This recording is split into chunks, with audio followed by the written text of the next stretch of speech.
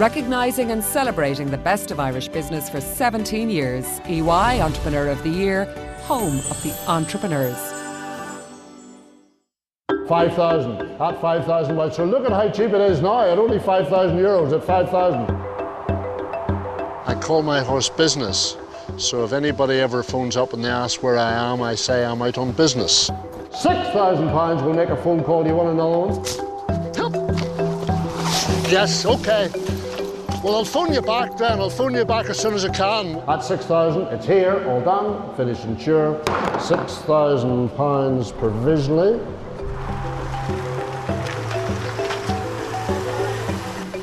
Auctioneering is the second oldest profession in the world. When Rome was sacked, it was auctioned off, from chattels to buildings, etc., etc. So it goes back a fair while. You have a bit of a selection today, Rick. Great selection, yeah. What's this? Bouncy Castle. We sell everything from a paper clip to a building and everything in between it, from the ships to the aeroplanes to the motor cars to whatever. Once, twice, go to that. The three children are in the business. I run our Dublin branch, my brother Gareth runs our Scottish branch, and our sister Rebecca, who's the youngest, she would head up our property division and our corporate division. At 1550, it's a beauty. At 15... I'm very much watching human nature at a certain point in their life when they're ready to make a very big decision. One no, nearly had it. Because we can be selling something at £5 or we can be selling something at 5 million. At £3,000 I have behind. But somebody spending £5 can be getting even more of a thrill than somebody spending 5 million. And finished online. Thanks very much.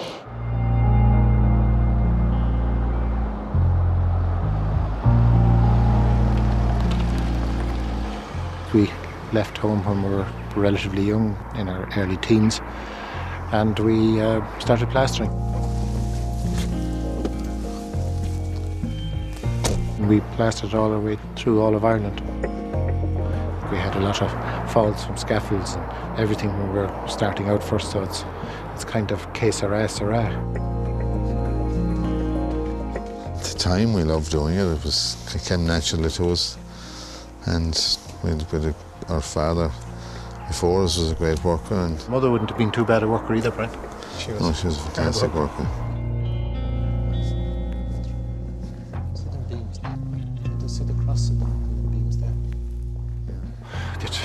The values are between all the countries, it's somewhere between 2 and 3 billion maybe.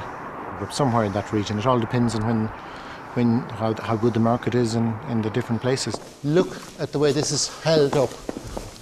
It's spanning from those beams there. This is the old former Kiltiernan Sports Hotel. And I think it was a huge lot of money borrowed on it. Something like 170 million. This is the main pool hall. We've just bought this in the last few weeks. It was slightly under, a bit under 10 million. But I think we paid enough for it, considering that there's going to be, we estimate, between 25 to 30 million just to get it opened. Fantastic. And then it's just views up to the slopes, where all the rich and famous learn how to ski. And the views all around it are brilliant. I think it will be one of the finest hotel complexes in Dublin.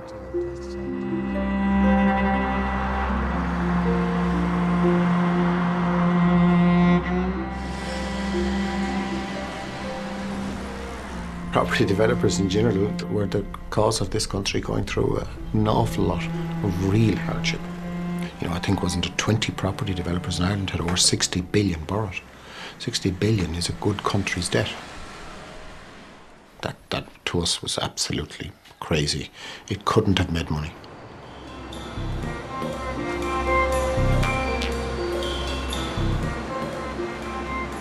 The best case scenario, are we sticking with the background imagery and stuff at this stage?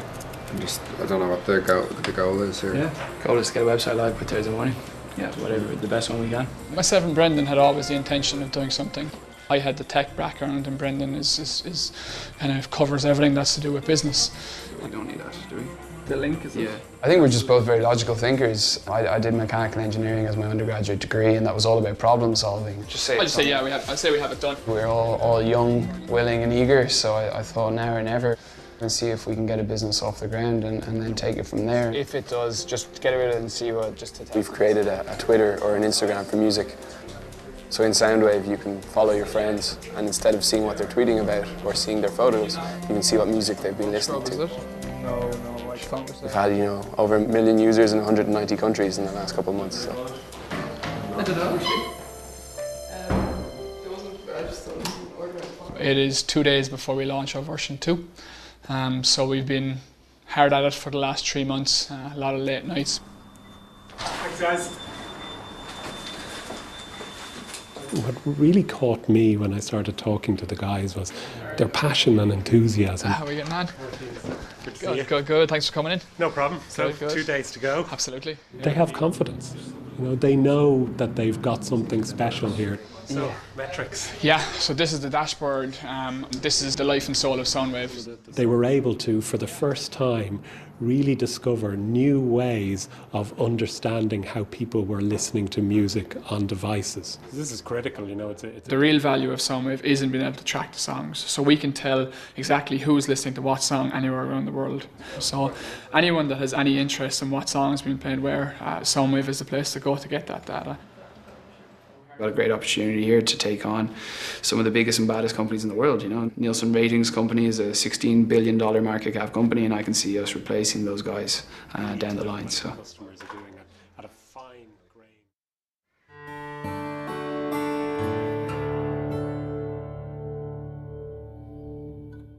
This was a fantastic home. And even today, you'd still call it home. Welcome, lads. How are you? Billy, how are you? Brian is the baby. He's the eldest and I'm the best looking. I used to be the best looking one time, but they passed me out. They've had a fantastic upbringing, really. We couldn't get a better upbringing than we got. I mean, there was plenty of hard work, but that was... Few fights here and there. That was the good part. There was Asian family, 4 girls and 4 boys. Wasn't wealthy by any means. You could break out once.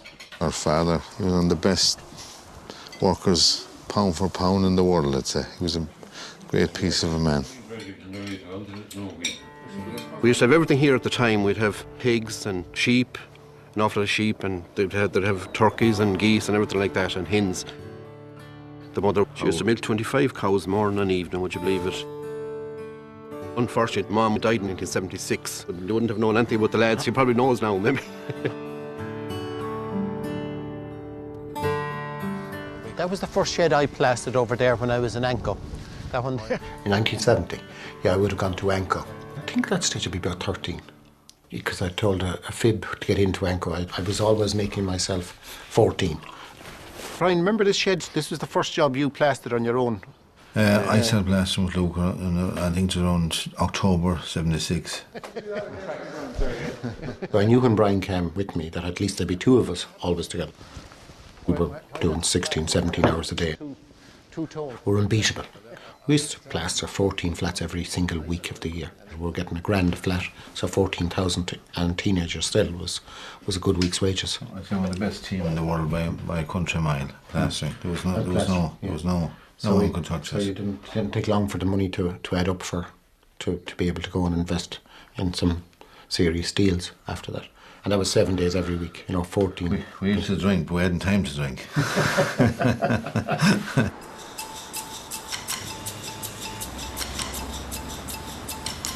We're actually double cousins. We're quite close to get together. Brother and a sister marrying a brother and a sister. So all of our family originally is from Ballycotton, which is a pretty small village down in Cork. So it's very, very tight-knit family. We have a very good understanding of where each other's heads are at all times. You can have an entire conversation with just a look or a nod. We're inherently competitive, and we want to put ourselves to the test against the best of the best and all around the world. The potential and the opportunities in technology at the moment are just crazy. And increasingly, the culture is not one of wanting to get a 9-to-5 office job. It's one of wanting to go in and start their own company and do their own thing. The barrier to entry in the consumer tech space is so low now. Anybody who has a laptop or a phone and an internet connection can set up a company. It all boils down to It's up to you. You either make it or you don't because of yourself.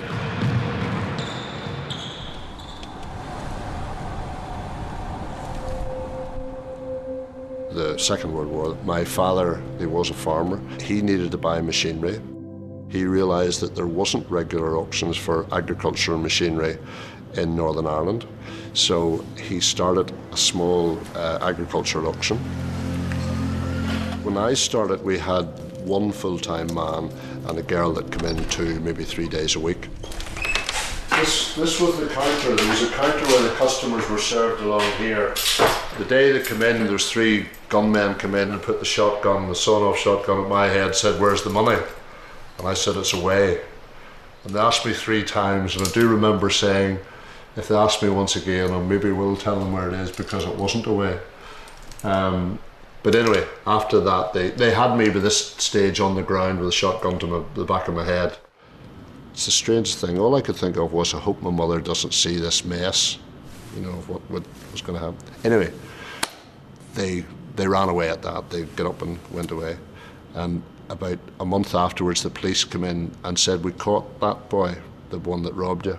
But they said, "He'll probably not be up for your case." I said, "Why is that?" I said, "Well, he shot somebody dead 2 weeks before he robbed you, so I'm glad I maybe didn't tackle him," which my father was very annoyed.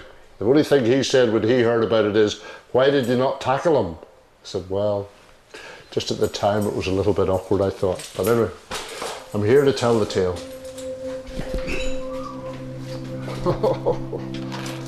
Oh dear. Still got our sign. This was where we had our very first car auction 36 years ago. The rostrum just in front of me. And I was standing on that rostrum selling about the 5th or 6th car, and somebody came out onto the rostrum and said, "You are now a daddy because you've just had your first son." So I didn't see my son until well after the auction was finished, but he came into this world without me. He started with a very small auction, and now we own over 200 acres of premises, so it's a big concern today.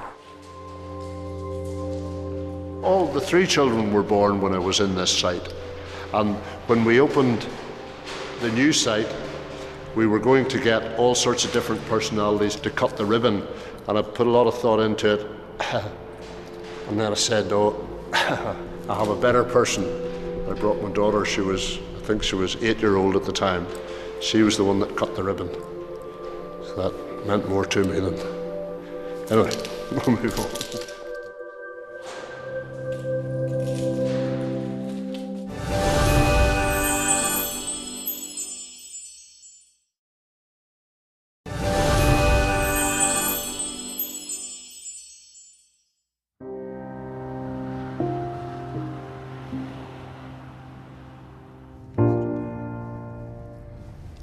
We made a fortune in England then in those years.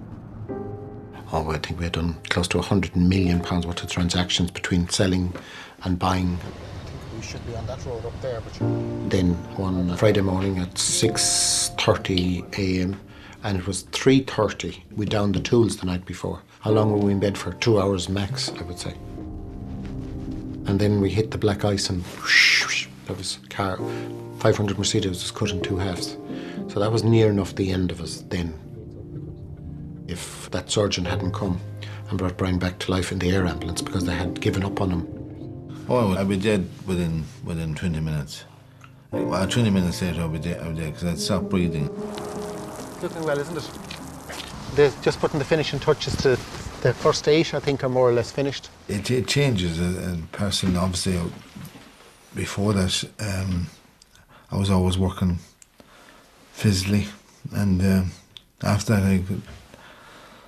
I try and use the head a bit. I didn't think I had a head to use, but it's a bit of a head. We then had a different approach to business. We became a more investment property company than just a developer and builder. That's going to be all gold, so it is. All gold. You're going to have Comer property then, and this side is you're going out. Oh, very good. You know, life can be, there's a very, very fine line between life and death, I think. You know, and there's more to life than money. Of course, money's just one aspect of it.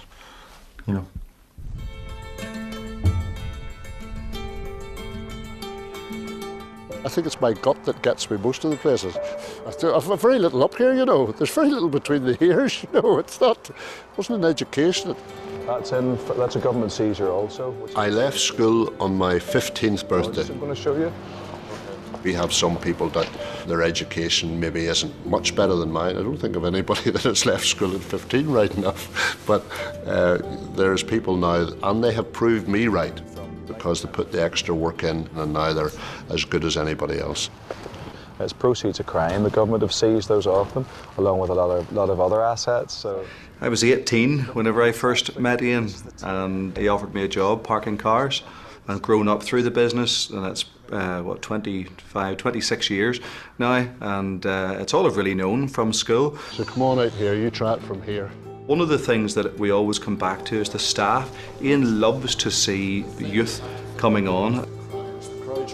The CV that somebody would set to the side, that's the one I want to look at. If they've got a good personality that can stand up and look somebody in the eye and smile to them, to me that's a very important thing. Don't be scared, think of acting and try and do as much with your body as you're doing with your voice. Properties are, to a penny as it were. People are a very, very hard thing to get and to mould. So moulding a person and then saying, you can do more.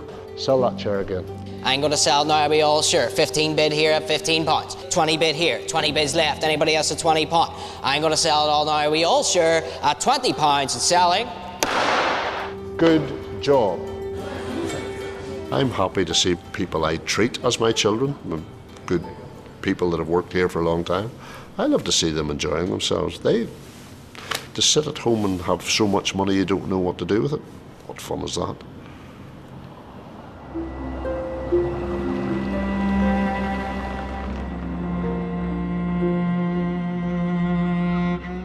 We started out Soundwave in the NDRC Launchpad, which is a government-run initiative which allows early-stage companies to come take some office space, get some mentorship.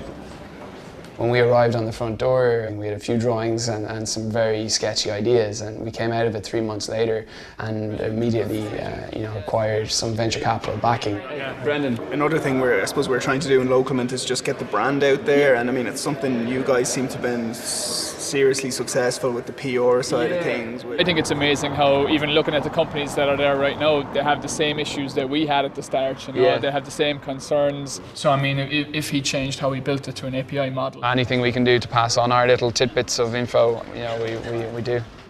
Business is good in a way, yeah? Business is good, yeah. Numbers are still climbing. Numbers are good, and a new version coming out on Thursday. We've started the company on €20,000, and we made that stretch for 12 months, so we've been there where we're scraping together the pennies to buy the bus tickets to go to the meetings, and we still maintain that mentality.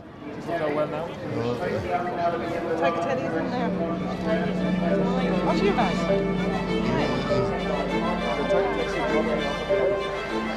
We had an eye to get the next location and be in it and buy the land for nothing. And then when it came good, you made a fortune. 2005 then, that was the serious move we made. We headed for Germany. I think we invested about 350 million in Germany at that time.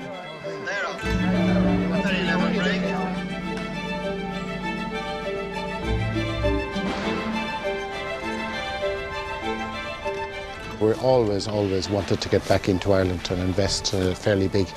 And it was great to get the opportunity there in about 2010, when it was easy to do it. And at that stage as well, some of the stuff we had bought in Germany had matured nearly to the limits that it was going to.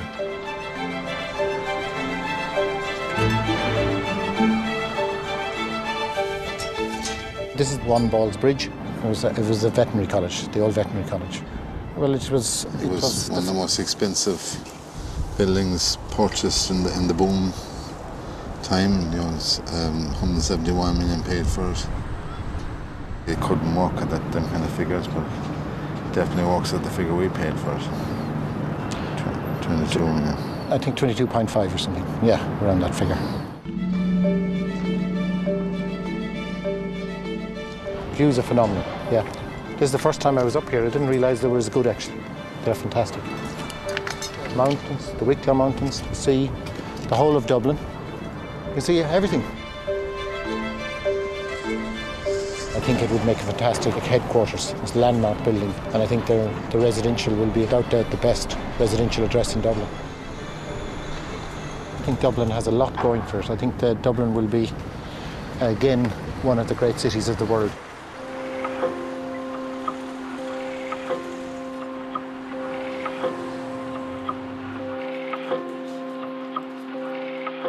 The big relaunch went out last week. It was amazing to watch it kind of spreading around the world. Feedback has been really, really positive. We were featured by Apple in their app stores around the world. It's a nice pat on the back from Apple. So when we saw it in Ireland, we checked the US and we were there, and then Japan and China and all these other territories all around the world. So it was fantastic just to have our app in front of all those millions and millions of people. At 6,000, 7,000 and a half, at 7.5. At 7,005, only at 7,005. He is still very much leading from the front today. He loves contact with people, he loves business, he loves dealing with people, he loves talking to people, and that comes across very much in his auctioneering prowess. Thank you, enjoyed that. Short and sweet. Cool. The 2010 Volvo Shovel, it's ready to go to work, ladies and gentlemen. I suppose the luckiest days in my life have been having 3 children and being able to see that they're just as keen in what we do as I was. Once, twice, third and last, good eye, goodbye. This is the 4th generation. This is my son. This is my eldest, Harry. Hi, Harry. And this is Charlotte. Recording what you say. I'm not going to force my children to do anything that they don't want to do. Free will is a great thing, but I would love it if they come into the auction world. Time will tell. Once, twice, third and last. Go on, what do you do? Good man yourself. To the man at the back. Good man. Man at the back. That's it. Well done. The Comer way. And you're a bit of Irish. On behalf of Galway Football Club, it's a very special day for us as we honour the club's patrons, the Comer brothers, who have been so supportive and generous to us. Their story is one of hard graft, resolve and real purpose, making that journey from the building site into the highest echelons of the business market touches a chord in all Galway hearts.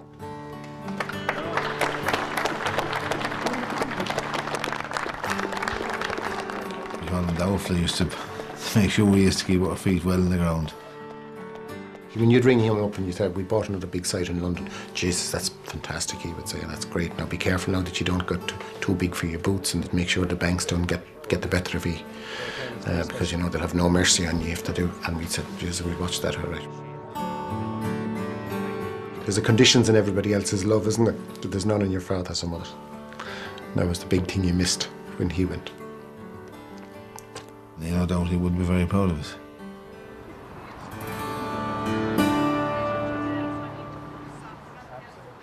The entrepreneurs you've been watching are all finalists in this year's EY Entrepreneur of the Year Awards. Other finalists include Mark Hutchinson of Hutchinson Engineering. You could be working 60, 70-hour weeks to make the business succeed. I try and reduce that slightly now, although my wife may disagree. Brian Crowley of TTM. Whilst he was interviewing me, he said, "Oh, would you fancy working in recruitment?" I reckoned it didn't look like rocket science. It is rocket science. John Purdy of Ergo. I wanted to be in control of my own destiny. I want to be part of something that was shaping, for me and for others, something for the future. The finalists are answering questions now on the Entrepreneurs Hangout on eoi.ie. The awards will be screened on RTE1 on October 23rd at 10:50. Visit the RTE player for more.